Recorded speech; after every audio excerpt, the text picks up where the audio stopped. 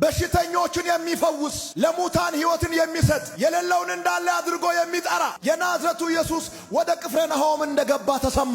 በዚህ ወቅት የኢየሱስ ዝና በጣም ተሰራጭቶ ነበር። በአይሁድ መካከል የተፈጠሩ ሥርዓትንና ሕግን በደንብ አድርጎ የተማሩ መምህራንንና ጻፊዎችን በዝናው ሸፈናቸው። የኢየሱስን ዝና ያሰራጨው ራሱ እግዚአብሔር ነው።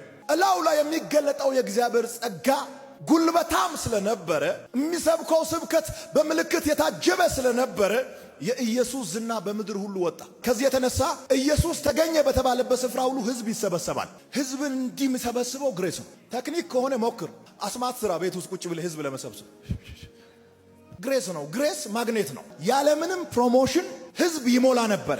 አካባቢው በሕዝብ ይጨናነቅ ነበር። እግዚአብሔር ከናንተ ጋር ከሆነ እንደዚህ ይሆናል። ኢየሱስ በተገኘበት ስፍራ ሕዝቡ የሚገኝበት ዋናው ምክንያት አጋንንትን ሲያስወጣና በሽተኞችን ታማሚዎችን ሲፈውስ ለማየት ካላቸው ጉጉት ነው። ይህ ሕዝብ ሁሉ የሚሰበሰበው ኢየሱስ አጋንንት ሲያባርር ለማየት። በአይሁድ ሃይማኖት ውስጥ ይሄ የለም። የአይሁድ ሃይማኖት የሂሳብ ሃይማኖት ነው። በዚህ በኩል ይሄንን ሰርቼ በዚህ በኩል ይሄንን አገኛለሁ።